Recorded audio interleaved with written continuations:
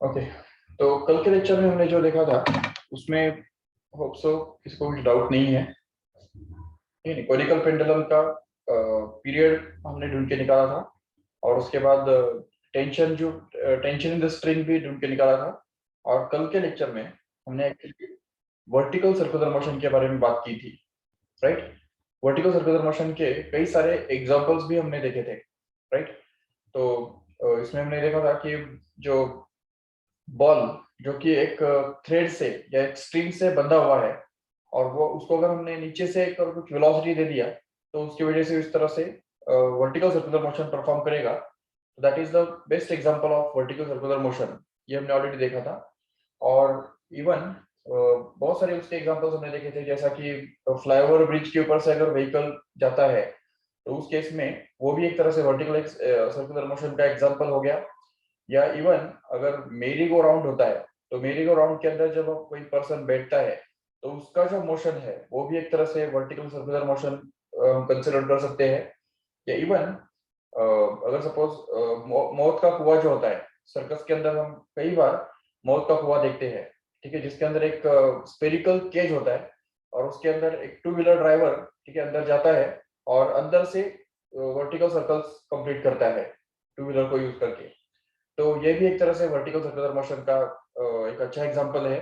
या इवन एक ऐसा अगर वैली जैसा रोड है, वैली, और उसके अंदर अगर कोई कार अगर जाता है और लोएस्ट पॉइंट पे जाके क्रॉस करता है उसको, तो वो भी एक तरह से वर्टिकल सर्कुलर मोशन का एग्जांपल है। तो हमने कल के लेक्चर में जो देखा था तो उसके अंदर एक इम्पोर्टेंट बात हमको समझ में आई थी कि वर्टिकल सर्कुलर मोशन के अंदर हमेशा एनर्जी एक्सचेंज होता रहता है। पोटेंशियल एनर्जी और काइनेटिक एनर्जी, ये दोनों जो एनर्जीज है वो हमेशा आपस में कन्वर्ट होते रहते हैं, कन्वर्ट एक्सचेंज होते रहते हैं। कभी पोटेंशियल एनर्जी घटता है, काइनेटिक एनर्जी बढ़ता है, तो कभी काइनेटिक एनर्जी घटता है, पोटेंशियल एनर्जी बढ़ता है।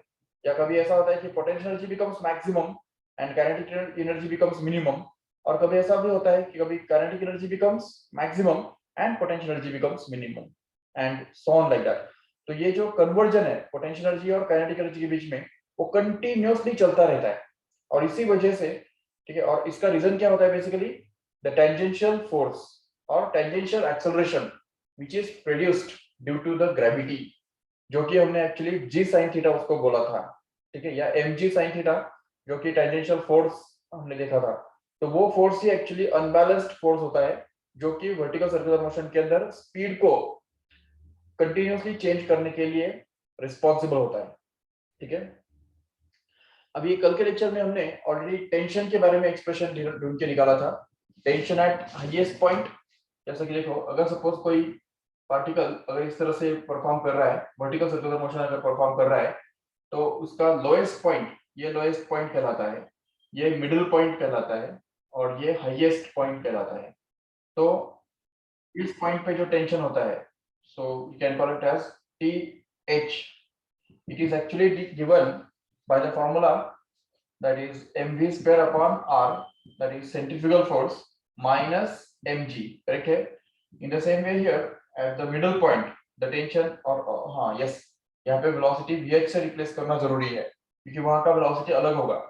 और मिडिल पॉइंट पे जो टेंशन होता है तो उसको हम डिनोट कर सकते हैं tm से, जो कि m into vm square upon r के बराबर हुआ करता है, ठीक है। where r is going to be the length of the string here। तो ये जो स्ट्रिंग का जो लेंथ है वही एक्चुअली रेडियस बनता है इस पूरे सर्कल का। और अगर बात करो लोएस्ट पॉइंट का टेंशन की, तो इसमें हमको मिलता है m into vl square upon r plus mg। इसमें से हमको पता चलता है कि tension is going to be maximum at the lowest point and the tension is going to be minimum at the highest point। तो ये बहुत इंपॉर्टेंट बात हमको पता चलती है, जिससे ही हम ये समझ सकते हैं कि द स्ट्रिंग टूटने के जो चांसेस है वो हमेशा नीचे ज्यादा होते हैं, ठीक है। Whenever the particle is at the lowest point the string will break, ठीक है। अगर स्ट्रिंग को ब्रेक होना है तो वो नीचे आने के बाद ब्रेक होगा, ऊपर जाने के बाद कभी ब्रेक नहीं होगा, ठीक है। और ये जैसे हमने फॉर्मूले बनाए थे, ये सभी फॉर्मूले एक्चुअली एक ही फॉर्मूले से हमने डिराइव किए थे। कौन सा फॉर्मूला है वो? तो वो है tension in general at any point in case of a vertical circular motion is actually going to be mv square upon r plus mg into cos theta, where theta is going to be the angle made by the string at any point in general with the vertical. Okay, तो इस vertical के साथ अगर ये theta इतना angle अगर बनाता है तो ऐसे हालत में ये जो टेंशन है, इस टेंशन को हम इस तरह से निकाल सकते हैं. This is the general formula for tension.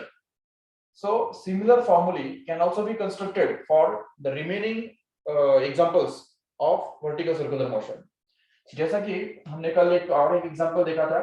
समझो ये फ्लाईओवर ब्रिज है, ठीक है. This is suppose a flyover bridge and suppose a vehicle is traveling at the highest point like this here. यहाँ पे ये व्हीकल जो है वो इस तरह से ट्रैवल कर रहा है ऊपर के डायरेक्शन में, ठीक है ना. So can you analyze this situation and tell me what are the forces acting on this vehicle in this position here? ये सपोज सेंटर है, यहाँ पे ये जो है ये रेडियस है, ठीक है, उसको हम r बोल सकते हैं, no doubt. Mass of the vehicle can be considered to be m. yes. So what are the forces acting on this vehicle when it will be at this point here? Yes, बोल सकते हो आराम से फटाफट. Yes, normal reaction.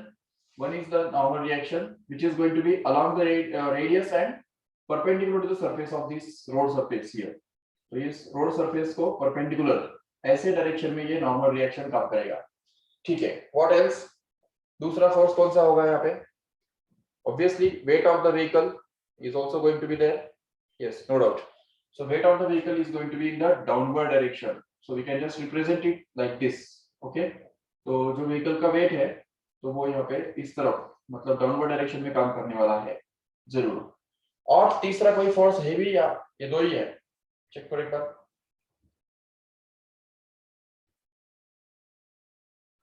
Yes, बोलो, unmute करो खुद को, बोलो फटाफट. What is the next force, the third force acting on this vehicle here? Is there any other force or these are the only two forces acting on this vehicle here? Yes, if we just see from the inertial frame, अगर बाहर के frame के अगर हम देखेंगे, अंदर देखेंगे तो ये दो ही फोर्सेस है, नो डाउट. लेकिन अगर कार के फ्रेम में अगर देखेंगे तो और एक तीसरा फोर्स यहाँ पे काम कर रहा है. कौन सा? वो है सेंट्रीफ्यूगल फोर्स. भूलो मत, centrifugal force, because the car is performing the circular motion, right? This, right?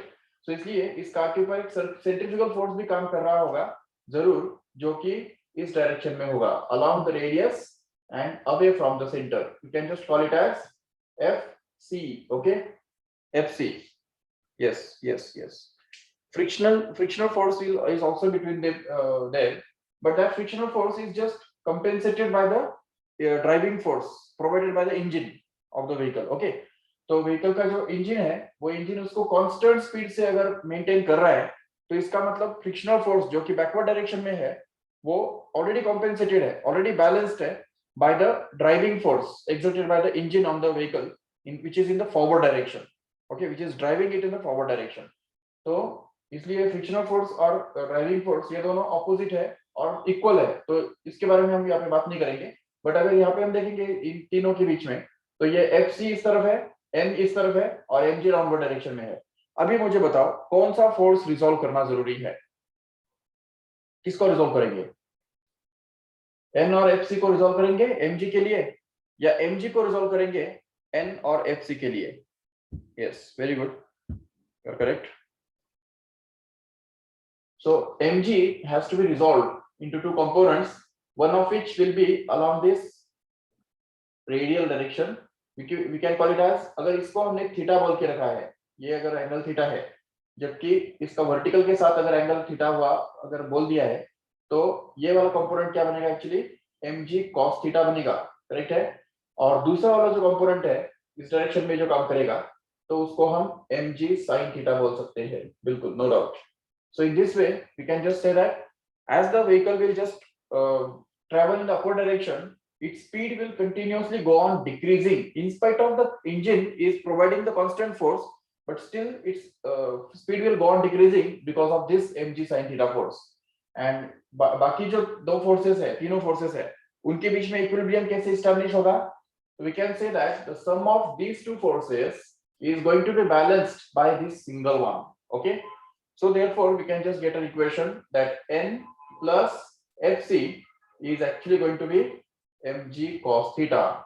Okay, and this gives the normal reaction N, which is actually going to be equal to mg cos theta minus Fc. Fc मतलब क्या? Centrifugal force, which is actually going to be mv square upon r or mr omega square, no doubt.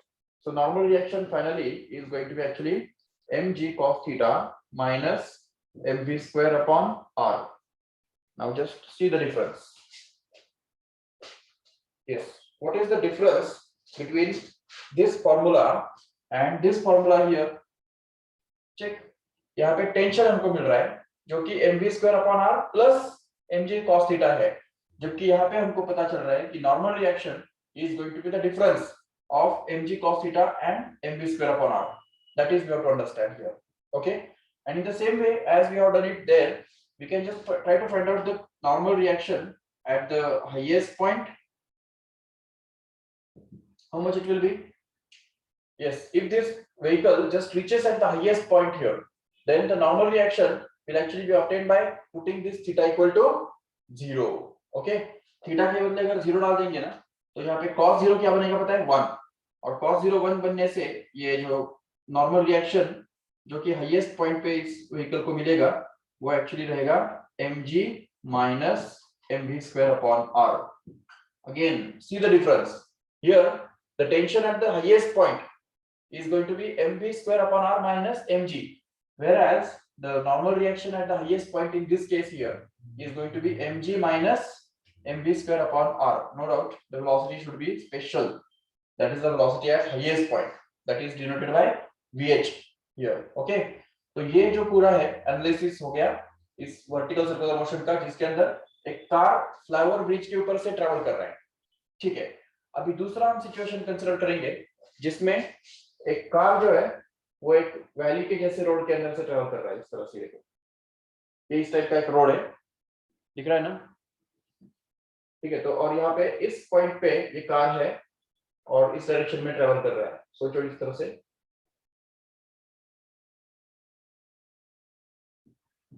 Yes, car थोड़ा छोटा दिखाया है. Okay, तो अब ये car अगर इस तरफ ट्रैवल कर रहा है तो उस केस में उसके ऊपर कौन से फोर्सेस काम करेंगे? सेंटर यहाँ पे है, सपोज ये मान लो रेडियस है उसका. ठीक है, तो सबसे पहला फोर्स काम करेगा mg, जो कि ग्रेविटेशनल फोर्स उसके ऊपर काम कर रहा होगा, जिसको हम डिनोट करेंगे यहाँ पे mg से. चलो ठीक है, mg तो है, नो डाउट. दूसरा कौन सा है? Normal reaction provided by the surface once again. Okay, तो इस सरफेस के द्वारा जो प्रोवाइड किया हुआ रिएक्शन है वो इस डायरेक्शन में काम करेगा, मतलब इसको परपेंडिकुलर डायरेक्शन में. ये हो गया उसका नॉर्मल रिएक्शन, उसको हम n से डिनोट करेंगे. और तीसरा फोर्स कौन सा है? Centrifugal force. ठीक है, जबकि वो सर्कुलर मोशन परफॉर्म कर रहा है तो उसकी वजह से यहाँ पे सेंट्रीफ्यूगल फोर्स जो है it will be along the radius and away from the center. That means this will be the direction of centrifugal force here. Okay, which will be denoted by Fc in this case. Once again, if suppose we consider this angle to be theta here, अगर इस angle को अगर हम theta बोलते हैं तो ये automatically theta हो जाता है. और mg को अगर हम रिजॉल्व करते हैं दो कंपोनेंट्स में, तो उसमें से एक कंपोनेंट उसका इस डायरेक्शन में काम करेगा, जिसको हम बोल सकेंगे mg cos थीटा. ओके, ये mg cos थीटा हो गया. और दूसरा कंपोनेंट इस डायरेक्शन में काम करेगा, जिसको कि हम mg sin थीटा बोल सकते हैं आराम से. Yes, and this mg sin theta force in this case will just try to accelerate the vehicle. तो यहाँ पे ये mg sin theta की वजह से ये जो व्हीकल है वो एक्सेलरेट होगा. देखा तुमने कभी जब हम इस तरह से वैली के अंदर जाते हैं तो जाने के टाइम क्या होता है? हमारा स्पीड बढ़ता जाता है, लेकिन जैसे ही नीचे वाला पॉइंट लोएस्ट पॉइंट को क्रॉस करते हैं और ऊपर जाने लगते हैं तो हमारा स्पीड कम होने लगता है. That is because of this mg sin theta force here.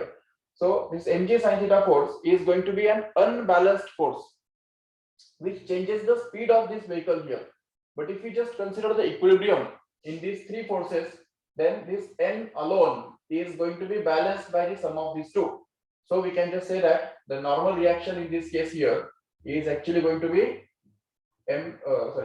mg cos theta plus fc. So we can just also call it as simply fc plus mg cos theta. Getting it? So this is the normal reaction. We can just replace this fc by mv square upon r in general and say that this normal reaction will actually be equal to mv square upon r plus mg cos theta. Now just compare this formula with this one here. They are just the same, isn't it? बिल्कुल same है. देखो यहाँ पे tension आ गया, यहाँ पे normal reaction आ गया, उतना ही फर्क है, बाकी तो कुछ फर्क है ही नहीं. तो इसलिए यहाँ पे हम देख सकते हैं कि ये सेम फॉर्मूला हम यहाँ पे यूज कर सकते हैं इस सिचुएशन में.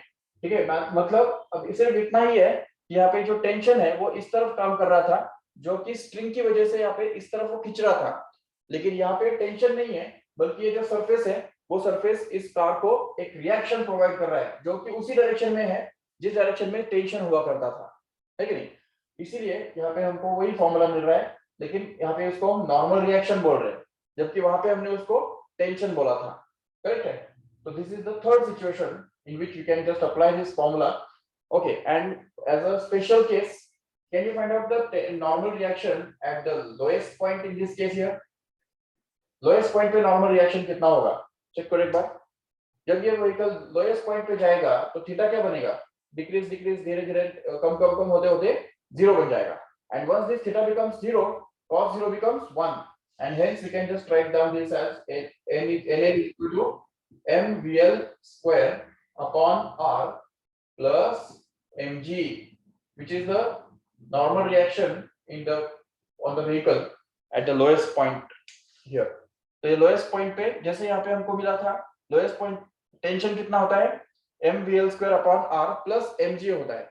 सेम वैसे ही यहाँ पे normal reaction when the vehicle reaches at the lowest point becomes equal to mvl square upon r plus mg in this way. yes बोलो अश्विनी, कुछ डाउट है? No sir. ओके, मैं माइक ऑन किया था ना, इसलिए मैंने बोला, मुझे लगा कि डाउट है. चलो ठीक है. So this is all about the vehicle. अभी और एक इसका एग्जांपल हमने देखा था last time, that is the well of death, that is मौत का कुआं. ठीक है ना. अभी मौत का कुआं का सिचुएशन जो है वो भी हम डिस्कस करेंगे 2 मिनट में, बट पहले इस पूरे का एक स्क्रीनशॉट निकालो फटाफट. नहीं तो ये तो वैसे भी तुमको पहले कल का पता ही है, so we can just work this out and consider the third situation, that is about well of death here. तो यहाँ पे अभी सपोज वेल ऑफ डेथ के बारे में अगर बात करते हैं, ये देखो, ये सपोज एक केज है जो कि नेट का बना हुआ है, और इसके अंदर जो 2 व्हीलर ड्राइवर एंटर करता है और इस तरह के वर्टिकल सर्कल्स में कवर करता है. इस तरह से वर्टिकल सर्कल मोशन अगर कंप्लीट करता है, तो when it will be at this point here somewhere, यहाँ पे सपोज वो है और वहां पे भी वो उल्टा है. देखो इस तरह से दिख रहा है. ठीक है, पर्सन वहां पे उल्टा है, मतलब वो नीचे से लटका हुआ है, नीचे से उस सरफेस के साथ कांटेक्ट में है. ठीक है, अभी इसमें यहाँ पे मुझे बताओ कि इसके ऊपर अगर हमने एनालिसिस किया तो कौन से फोर्सेस काम कर रहे होंगे. ये सेंटर है सर्कल का, ये रेडियस है, उसको हम आर से डिनोट कर सकते हैं. Yes, what are the forces acting on this. Yes, mg downward direction में, नो डाउट. और दूसरा अभी नॉर्मल रिएक्शन कौन से डायरेक्शन में होगा बताओ, डाउनवर्ड या अपवर्ड? जल्दी बोलो, just unmute your mic and just tell me what will be the direction of normal reaction in this case.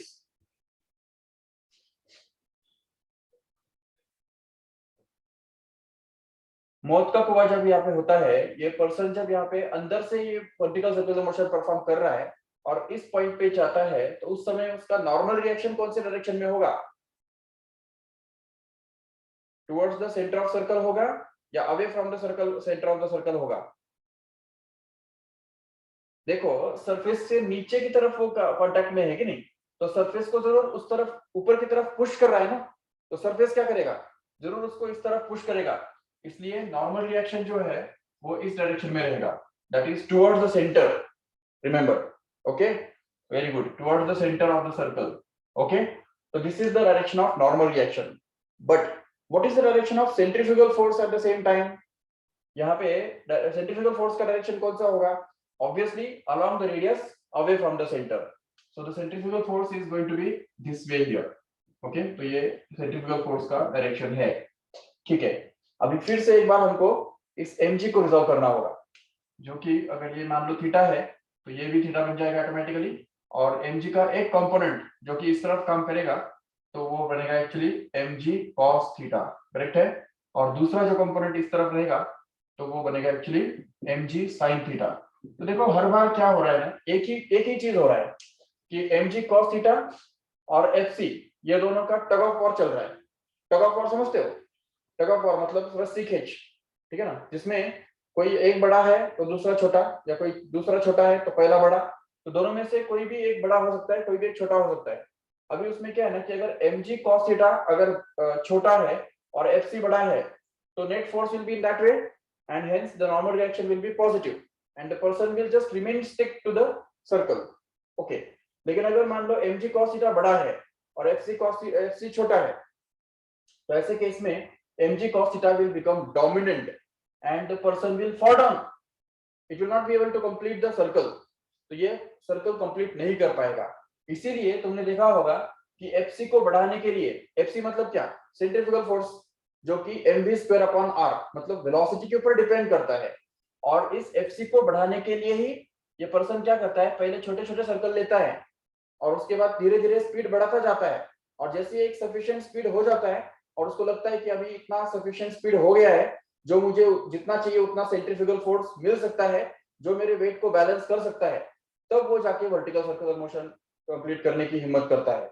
नहीं तो अगर कोई मान लो कि उसको ट्रेनिंग नहीं दिया है और अगर बोला कि तुम जाओ अंदर और इस वर्टिकल सर्कुलर मोशन परफॉर्म करो, मौत का कुआं में अगर चले जाएगा, और अगर पहला ही सर्कल वर्टिकल सर्कल अगर मतलब पहला ही सर्कल जो है वो अगर ऐसा वाला सर्कल ले लेगा और उतना स्पीड उसने पकड़ा ही नहीं है और बिना सफिशिएंट स्पीड पकड़े अगर पहला ही सर्कल उसने ऐसा टॉप का वाला ले लिया, हाईएस्ट रेडियस वाला ले लिया, तो वो सर्कल कंप्लीट नहीं कर पाएगा, क्योंकि वहां पे सेंट्रीफ्यूगल फोर्स जो है वो इनसफिशिएंट होगा, इनसफिशिएंट, जो उसके वेट को बैलेंस करने के लिए कैपेबल नहीं होगा।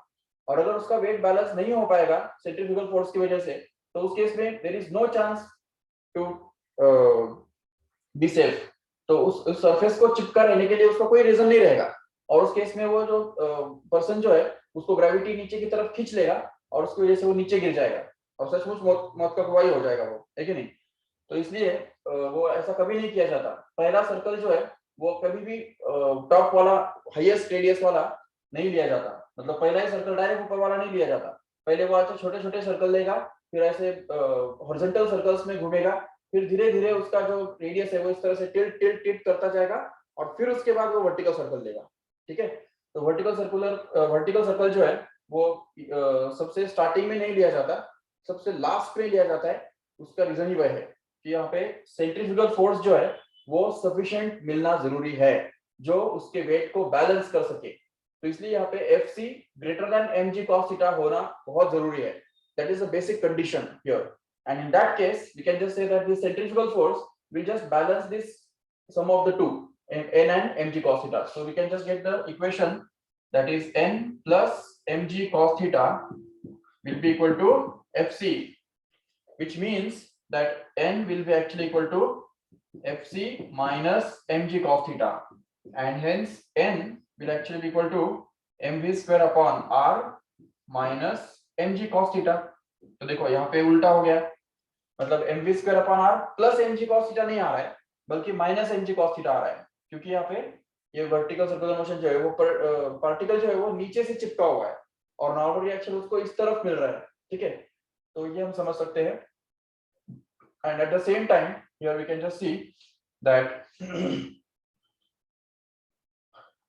यस, अगर हमको सपोज हाईएस्ट पॉइंट पे कितना नॉर्मल रिएक्शन उसको मिलेगा वो अगर निकालना है तो कैसे निकालेंगे? हाईएस्ट पॉइंट पे, तो हाईएस्ट पॉइंट के लिए क्या होगा? Theta will become 0, and if theta becomes 0 here then cos 0 becomes 1, and since cos 0 becomes 1 we can just have this as mvh square upon r minus mg once again, that is the normal reaction at the highest point of this vertical circular motion of the well of death is going to be mvh square upon r minus mg in this way. Getting it? So these are the different situations in which we can apply the tension or find out the normal reaction in case of the vertical circular motion. Just take the screenshot of this fast.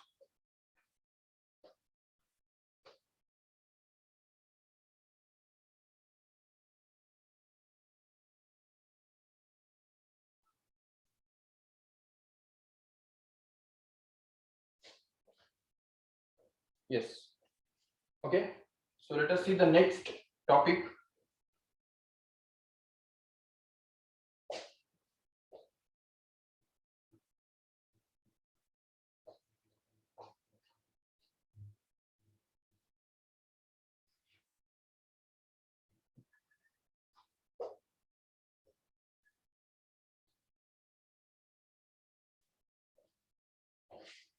Yes. Let us try to find out the critical velocity in case of vertical circular motion. Okay. And there is a concept of critical vertical circular motion. Remember, what do you mean by this critical vertical circular motion? Okay. Remember, VCM का मतलब क्या है? Vertical circular motion. Okay. अभी सोचो कि अगर एक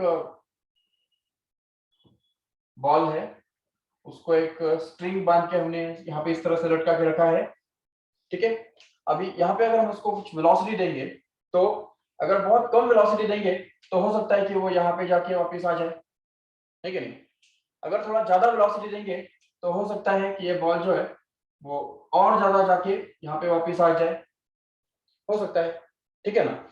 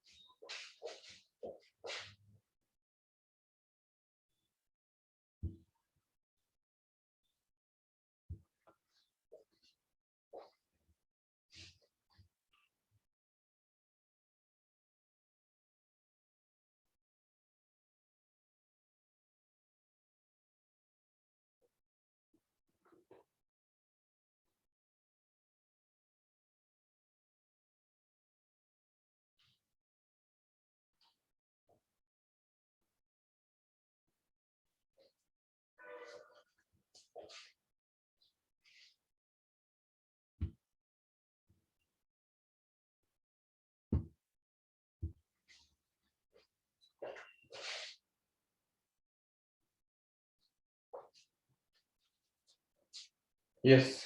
Okay. So if we just give the velocity to this ball greater, अगर और ज्यादा वेलोसिटी देंगे तो हो सकता है कि वो यहाँ पे जाके एक चक्कर कंप्लीट करके यहाँ पे आ जाए। That is what we want here.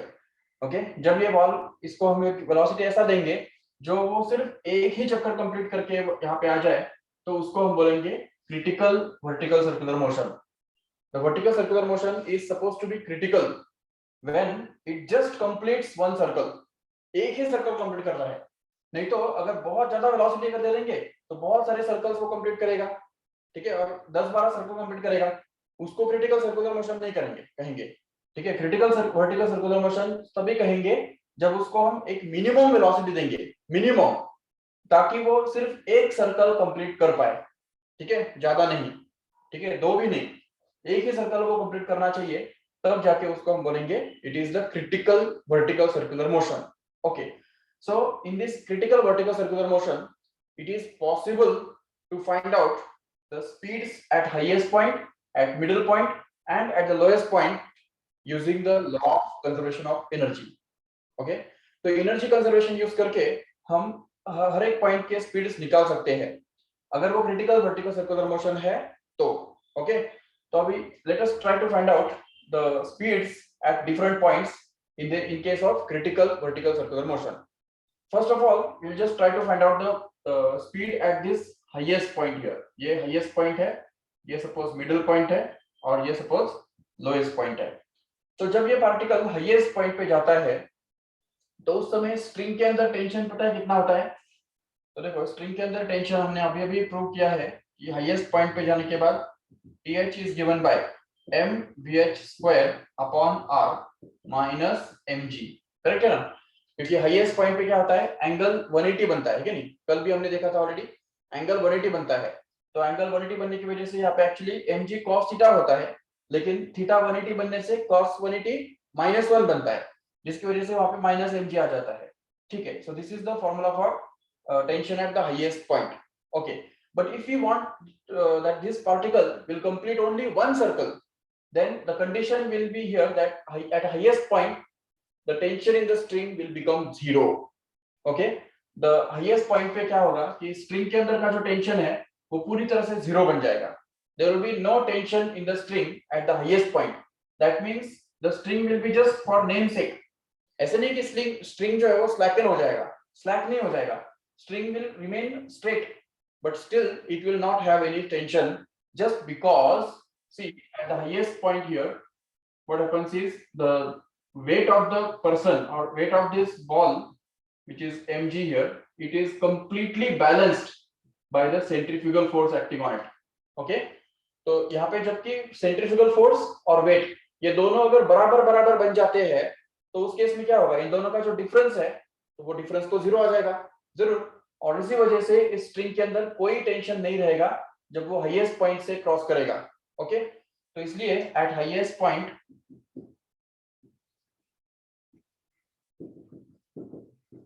TH will be equal to 0 for critical vertical circular motion. Okay, for critical VCM at highest point TH will be equal to 0. Okay, if we just put this TH equal to 0 here, then we can just be able to get this 0 is equal to m into Vh square upon r minus mg. If we just take this mg in this side here, then we can be able to get this mg is equal to m Vh square upon r, correct है? So that we can just cancel out this m from both sides, isn't it? तो यहाँ पे अगर हमने m दोनों तरफ से cancel कर दिया तो r को इस साइड में लेके आ सकते हैं, है कि नहीं? तो यहाँ पे मिलेगा rg is equal to Vh square, मतलब ही Vh स्क्वायर कितना मिल रहा है हमको, Vh square equal to rg, मतलब हमको इसमें से Vh का वैल्यू मिल जाएगा। Vh मतलब क्या, the velocity at highest point. Okay, the velocity at highest point is actually going to be equal to root of rg. देखो ये कितना सिंपल फॉर्मूला हमको मिल गया, that is the formula for the velocity at highest point in case of a critical vertical circular motion. Remember, so whenever there is a vertical circular motion and if it is critical, then and then only the tension in the string at the highest point becomes completely 0, and hence the velocity at highest point remains to be equal to root of rg.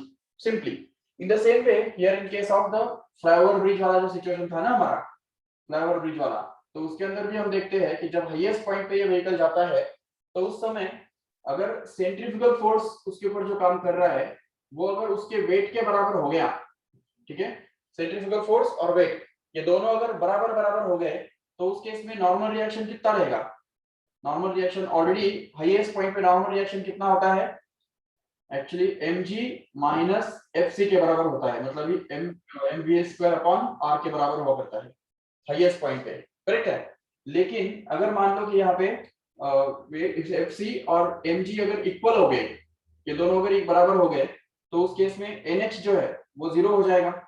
If nh becomes 0, then and then only we can just call it as a critical vertical circular motion, and in this critical vertical circular motion this nh will become equal to 0 and hence 0 becomes equal to mv minus mvh square upon r. Okay, and hence in the next step we can just be able to say that this mvh square upon r can be taken in this side here, and hence we can just get this as mvh square upon r, which is going to be equal to mg, and once again this m will get just cancelled and we'll be left with vh square is equal to rg, so that VH will actually become equal to root of RG, which is going to be the speed at which the vehicle should pass over the flyover bridge without losing the contact with this surface of the road. Okay, so this is going to be the minimum speed with which the vehicle will just pass over the flyover bridge without losing the contact. क्योंकि देखो नहीं तो हम देखते हैं ना कि अगर किसी स्पीड ब्रेकर के ऊपर से अगर हम जाते हैं तो जैसे ही स्पीड ब्रेकर के टॉप पॉइंट पे जाते हैं तो गाड़ी छलांग लगाकर के ऊपर उड़ता है, ठीक है। अगर हमको उसको उड़ने नहीं देना है तो हम क्या करते हैं, हमेशा स्पीड ब्रेकर नजदीक आने के टाइम ब्रेक अप्लाई करते हैं। जैसे हम ब्रेक अप्लाई करते हैं तो हमारा स्पीड कम हो जाता है, और स्पीड कम होने की वजह से हम वो जो है ऊपर जाने के बाद भी ऊपर टॉप पॉइंट पे भी उस रोड सरफेस के कांटेक्ट में रहते हैं, उड़ते नहीं है, छलांग नहीं लगाते हैं। तो that is the critical velocity here. So that we want to be safe, we want to be remain in contact with the road surface even at highest point, and for that to happen the weight of the vehicle must be exactly balanced by the centrifugal force acting on it, and when this happens the velocity required for that remains to be root of RG. It depends on root of radius। इसलिए हम देखते हैं ना कि अगर suppose ये radius अगर बड़ा है, कोई बड़े फ्लाईओवर होते हैं, मतलब बड़े स्पीड ब्रेकर होते हैं, उस पे हम बहुत हाई स्पीड से भी आराम से जा सकते हैं, लेकिन जो स्टिप ऐसे होते हैं, छोटे जो स्पीड ब्रेकर होते हैं, उसके ऊपर हमको बहुत स्पीड कम करना पड़ता है, क्योंकि ये स्पीड जो है वो एक्चुअली रेडियस पे डायरेक्टली डिपेंड करता है। रेडियस कम, स्पीड भी कम करना पड़ेगा। अगर रेडियस ज्यादा स्पीड से भी आराम से जा सकते हो, ठीक है ना।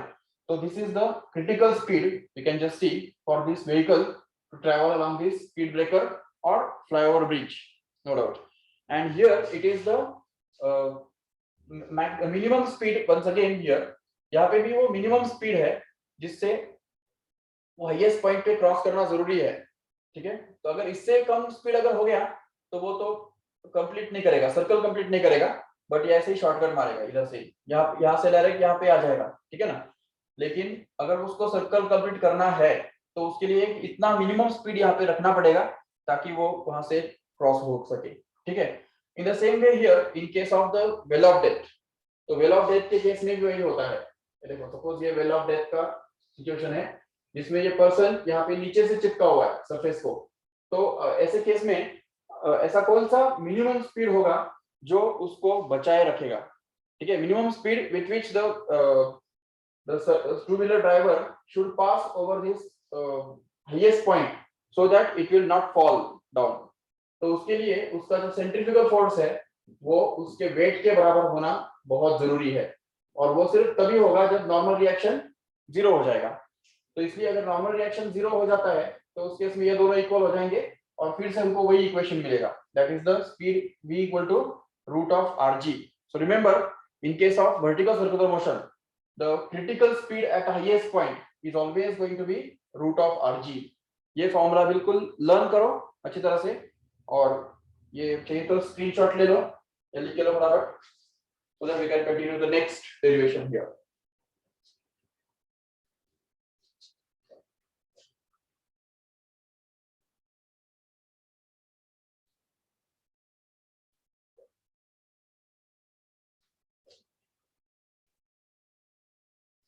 Okay yes. So basically 2 mark के लिए ये क्वेश्चन पूछा जा सकता है आपको एग्जाम के अंदर। Derive an expression for critical speed in case of vertical circular motion। Okay, so we'll have to do this th equal to 0, so mvh square upon r equal to mg, mm cancel and v equal to root of rg।